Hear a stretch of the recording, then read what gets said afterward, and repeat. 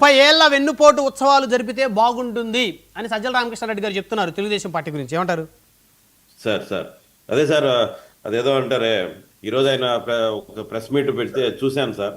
అసలు సిగ్గుచేటు సార్ అసలుకు ఆయన మాట తీరు. 5 సంవత్సరాలు వీళ్ళు విచ్చలవిడిగా రాష్ట్రాన్ని సర్వనాశనం చేసి ఈ రోజు వచ్చి మీడియా ముందు శుద్ధపూసల్లాగా మాట్లాడుతూ ఉంటే నాకే కొంచెం ఇబ్బందికరంగా అనిపించింది సార్. ప్రజలు ఇవ్వని హోదాని వీళ్ళు అడుక్కునే చూస్తా ఉంటే అసలు వీళ్ళకి అసలు ఏమన్నా ఉందా సార్? కొద్దిగా నేను వాడకూడదు ఆ పదం పెద్దలు, లేకపోతే సిగ్గుందా అని అడుగుదాం అనుకున్నాను. నేను అడగదలుచుకోవాలా. ఎందుకంటే మీరు ప్రజలు ఇదేదో కొంచెం ప్రజల్నే బాగా చూసుకొని వాళ్ళకి మంచి పరిపాలన అందించుంటే ఈరోజు ఇక్కడ అఫిడవిట్ ఇవ్వండి, అది ఇవ్వండి, ఇది ఇవ్వండి నేను అడుక్కోవాల్సిన అవసరం ఏముంది సార్? ఒక పక్క స్పీకర్ గారు ఆయన్ని ఏదేదో అంటారు మాటలు, బట్ ఆయన ఒక అఫిడవిట్ ఇవ్వాలని అడుక్కుంటారు. ఏమన్నా అర్థం ఉందా సార్? అందుకే అధికారం ఇచ్చినప్పుడు ప్రజలు ఒళ్ళు దగ్గర పెట్టుకొని పరిపాలన చేస్తే ఇలాంటి అవసరాలు ఉండవు అనేది నా అభిప్రాయం. ఇదంతా సజ్జల గారికి. మిగతా విషయాలు వస్తే నేను దాదాపు 40 నిమిషాల నుంచి వెయిట్ చేస్తున్నాను సార్. ఇక్కడ పెద్దలు మాట్లాడారు, ఆయన ఐఏఎస్ విజయ్ కుమార్ గారు మాట్లాడారు. ఈరోజు రాజకీయ నాయకులుగా అవతారం ఎత్తిన తర్వాత నేను కూడా ఆయన ఏదన్నా ఉంటారేమో డిబేట్ లో ఆయన 2 క్వశ్చన్లు వేద్దామని నేను కూడా అనుకుంటాను. బట్ ఆయన ఉపన్యాసం ఇచ్చి వెళ్ళిపోయారు ఆయన. కాకపోతే పెద్దలు సాంబశివరావు గారు చాలా చక్కగా కౌంటర్ ఇచ్చారు ఆయనకి. నేను తృప్తి పడినాను. లేకపోతే ప్రతి ఒక్కరూ రాజకీయాలు మాట్లాడటం తప్ప ప్రజల మీద ఏదైనా కొంచెమన్నా ప్రేమగా అనిపిస్తా ఉందా సార్? మాట్లాడకూడదా ఏంటి నరసింహప్రసాద్ గారు? మాట్లాడాలి సార్, మాట్లాడాలా, కానీ దానికి ఒక శాంటిటీ ఉండాలా. రేపు దాన్ని ఎవరన్నా క్వశ్చన్ చేస్తారే, దానికి మనం ఎట్లా దాన్ని మనం జవాబు చెప్పుకోవాలనేది కూడా ఆలోచించాలా. ఆయన అన్నట్టు గతంలో ఆయనకి ఏదో అడ్డంకులు వచ్చాయంట అధికారంలో. ఆయన ఉద్యోగంలో ఉన్నాడు కాబట్టి ఆయన కోడ్ ఆఫ్ కాండక్ట్ ఏదో అడ్డం వచ్చిందంట.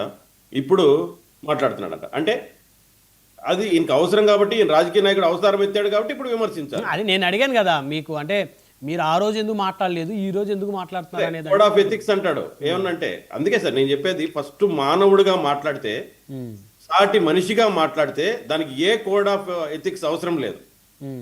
ఫస్ట్ మనిషిగా మాట్లాడాలి ఎవరైనా. సమాజంలో మనం ఒక సభ్యుడిగా అనుకుంటే ఇవన్నీ అవుతాయి.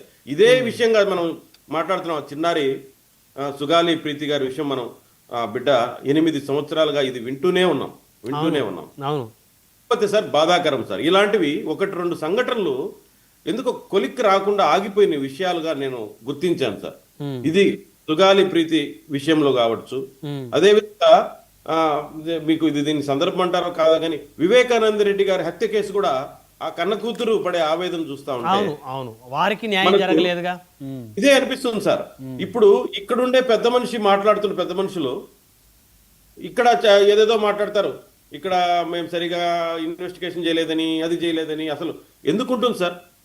ఒక ఆడబిడ్డ ఆ విధమైన దారుణమైన పరిస్థితుల్లో ఉంటే ఒక ముఖ్యమంత్రిగానో లేకపోతే ఒక మంత్రిగానో లేకపోతే ఆ పార్టీకి మద్దతు ఇచ్చే వాళ్ళుగానో దాన్ని నిర్లక్ష్యం చేయాలని అనుకుంటారా? అనుకోరు కదా, అనుకోరు. కొన్ని ఎక్కడో టెక్నికల్ గా కొన్ని ఇబ్బందులు ఆగిపోతాయి కొన్ని ఇష్యూస్. అలాంటి దాంట్లో ఇది కూడా ఒకటని నా అభిప్రాయం సార్. ఈ మధ్య కూడా మీరు చూశారు, గత 1-2 నెలల క్రితం గండికోట దగ్గర ఒక ఆడబిడ్డ చనిపోయిన పరిస్థితి. ప్రతిరోజు మాకు కూడా ఆ జిల్లా వాసిగా మాకు కూడా ఆవేదన ఉంది. ఎందుకు ఇది ఎవిడెన్స్ ఎక్కడ ఆగిపోయింది, ఎక్కడ దొరికిపోయింది?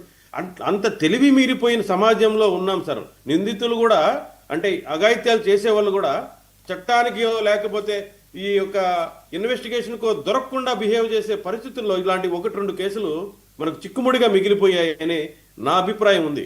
మరి దాన్ని రాజకీయంగా ఎవరికి వాళ్ళు వాడుకొని ఆ తల్లి ఎమోషన్స్ కి ఈరోజు కారణమవుతున్నారు. కాకపోతే ఇంతకుముందు మీరు చక్కగా ఒక మాట అన్నారు సార్, కోర్టులకు చట్టాలకి ఎమోషన్స్ కాదు, ఎవిడెన్స్ కావాలని. ఆ ఎవిడెన్స్ కలెక్షన్ లో ఎక్కడో మనం నిర్లక్ష్యమా, లేకపోతే అది యాదృచ్ఛికమా, లేకపోతే అది నిజంగానే నిందితుల యొక్క మితిమీరిన తెలివితేటల వల్ల దాన్ని మనం పట్టుకోలేకపోతున్నామా అనే దగ్గర కొన్ని ఇష్యూస్ జరిగిపోతున్నాయి. ఇలాంటివి కూడా జరగకూడదని మనస్ఫూర్తిగా కోరుకుంటున్నాను సార్. ఒక సమాజంలో సభ్యుడిలాగా దీన్ని రాజకీయాలుగా ఎంత తక్కువగా వాడుకుంటే అంత మంచిదని నా ఉద్దేశం. కాకపోతే ఇప్పుడు ఎవరు ఆడుకుంటున్నారంటారు? ఎవరైనా కూడా ఇప్పుడు జరిగేది అదే కదా. ఇప్పుడు కొత్తగా పార్టీ పెట్టాను వచ్చిన పెద్ద మనిషి కూడా ఏం చెప్పాడు, మేము అధికారంలోకి వస్తే నేను ముఖ్యమంత్రి అయితే అంటున్నాడు తప్ప ఇప్పుడు ఆయన దగ్గర ఏం సమాధానం ఉందో చెప్పలేదే. ఆయన దగ్గర ఏం ఎవిడెన్స్లు ఉన్నాయి, లేకపోతే దీన్ని ఎలా సాల్వ్ చేయొచ్చు అనేది ఒక ఐఏఎస్ అధికారిగా ఎంతో మంది ఐపీఎస్లతోనో సమాజంలో ఉండే అధికారులతోనో చట్టాల్లో పనిచేసిన వ్యక్తిగా ఆయన ఎందుకు సలహా ఇవ్వలేడు? ఇక్కడ మీరు ఆగిపోయారు ఈ ఇన్వెస్టిగేషన్, దీన్ని ఇక్కడ చేయండనో లేకపోతే ఇక్కడ తప్పు జరిగిందనో ఎందుకు చెప్పలేకపోతున్నాడు? నేను ముఖ్యమంత్రి అయితే 2029లో దీన్ని ఏదో చేస్తానంటాడు ఆయన. అంటే ప్రతి ఒక్కరూ దీన్ని రాజకీయంగానే వాడుకుంటారు తప్ప ఆ తల్లిదండ్రులు లేకపోతే ఆ బిడ్డకు న్యాయం జరగాలంటే ఇది సరైన పద్ధతి కాదని నా మనవి. ఇకపోతే మీరు పవన్ కళ్యాణ్ గారి దీన్ని మీరు ఇప్పుడు ఇక్కడ అందరూ బజార్లో పెట్టారు. ఆయన ఒక బిడ్డకు చేయాలనుకున్న, ఆయన ఒక బిడ్డకు న్యాయం చేయాలనుకున్న గొంతెత్తిన మనిషిని ఈ రోజున ప్రశ్నిస్తున్నారే, మీరు ఎందుకు అదే వివేకానంద రెడ్డి గారి కూతురి సైడ్ నిలబడలేకపోతున్నారని అక్కడుండే రాజశేఖర్ గారిని నేను అడుగుతున్నాను. చెప్పగలుగుతారా? ఆయన చేసింది తప్ప, వాళ్లకు చట్ట ప్రకారం న్యాయం జరగాలని ఆ రోజు గొంతెత్తి అడిగింది తప్ప చెప్పండి. ఈ రోజు అధికారంలోకి వచ్చారు, ఎస్ సార్ మీరు ఇలా చేయండి, లేదు ఇలా చేయండి, ఇక్కడ ఆగిపోయామని చెప్పమనంట ఆ అధికారిని. అంతేగాని ప్రశ్నించిన వాళ్ళని లేకపోతే సమాజం పట్ల బాధ్యత కలిగిన వాళ్ళని ఈ రోజు నరసింహప్రసాద్ గారు మీరు ఒక తెలుగుదేశం అధికార పార్టీ చెందిన నాయకుడిగా ఇలాంటి కేసెస్ విషయాల్లో త్వరగా విచారణ జరగాలి, అధికారులు కూడా సీరియస్గా విచారణ చేయాలి, వారు సహకరించాలి, దోషులకు శిక్ష పడాలి అనే దాని మీద కాస్త గొంతు ఎత్తాల్సిన సమయం ఇది. ఎందుకంటే గత 5 ఏళ్ళు అందరూ వైసీపీని అన్నారు, జగన్మోహన్ రెడ్డి గారు ఏం చేయట్లేదు, ప్రతి అంశానికి సుగాల ప్రీతి గారి ఎపిసోడ్ తెర మీదకి వచ్చింది, అనంతబాబు గారి ఎపిసోడ్ తెర మీదకి వచ్చింది, డాక్టర్ సుధాకర్ గారి ఎపిసోడ్ తెర మీదకి వచ్చింది, వివేకానంద రెడ్డి గారి ఎపిసోడ్ తెర మీదకి వచ్చింది. మరి ఇప్పుడు ఈ దోషులందరినీ ఈ ప్రభుత్వం శిక్షించాల్సినటువంటి అవసరం ఉంది. సంవత్సరం అయింది, ఇంకొక 6 నెలల్లో సంవత్సరంలో ఇవన్నీ కూడా మళ్ళీ మీరెందుకు మరి వాళ్ళ మీద విచారణ చేయించలేదు, మీరెందుకు శిక్ష వేయించలేదు అడుగుతారు. అదే ప్రశ్న వేస్తున్నాను సార్. ఇంతకు ముందు చందు సాంబశివరావు గారు వేసారు క్వశ్చన్ రాజశేఖర్ గారికి, మీ 5 ఏళ్లలో మీకు ఎవిడెన్స్ దొరకలేదా, దొరికినా కళ్ళు మూసుకున్నారా, లేకపోతే మీకు ఇంకేదైనా అడ్డం వచ్చిందని అడిగారే. నేను అదే అంటే ఎక్కడ ఆగింది, ఇది ఎందుకు ఆగింది అనేది కూడా మనం ఆలోచించాలా. రైట్. సో తప్పకుండా ఈ విషయం మరొకసారి వెలుగులోకి వచ్చింది కాబట్టి దీన్ని ఇంకొంచెం లోతుగా కూడా ఈ ప్రభుత్వం తీసుకొని పోయేదానికి ఖచ్చితంగా ఎప్పుడు ముందుంటుంది. మా చంద్రబాబు నాయుడు గారు కావచ్చు, మా హోమ్ మినిస్టర్ గారు కావచ్చు, మా ఉప ముఖ్యమంత్రి గారు కావచ్చు, అంత తేలిగ్గా మాట్లాడే వాళ్ళు కాదు. ఖచ్చితంగా ఎక్కడ ఏ ఆధారం ఉన్నా కూడా ముందుకు తీసుకెళ్ళడానికి ప్రయత్నం చేస్తారు తప్ప ఇదేదో సొంత ప్రయోజనాలకు వాడుకొని రాజకీయం చేసే అలవాటు కానీ ఆ పద్ధతి కానీ లేదు సార్. ఇంకపోతే ఇంకా మీరు ఏదైనా చెప్తే నేను చెప్తాను.